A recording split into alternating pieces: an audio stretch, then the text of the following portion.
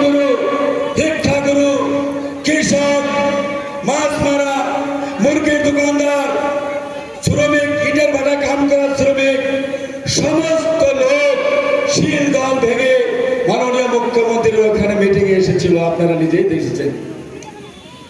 খালি আমরা ধুবুরি লোকসভা যারা মুসলমান মানুষ আছে, আমাদের কিসের সমস্যা হয়েছে বলেন?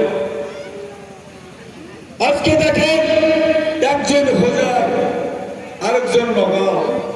আজকে যদি কংগ্রেসের টিকিট রশিদ মন্ডলকে দিত, আমাদের কোনো কথা ছিল না, আপনারা বলতেন যে আমাদের লোকাল মানুষ। আক্তার মোল্লাকে যদি দিত, আমাদের লোকাল মানুষ। ওদের চৌধুরীকে যদি দিত, তাও কিছু বলতেন। আমাদেরকে সবাই প্রতারণা করে ইউডিএ বাজার হাতওয়ালা নবাব, আর আমরা নিজেদের সন্তান। জাভেদ ইসলাম কোনো দাস নয়, কোনো গোস্বামী নয়, কোনো শর্মা নয়, আপনাদের সন্তান। আপনাদের ভোট এবার দিতে হবে, আপনাদের সন্তানকে দিতে হবে।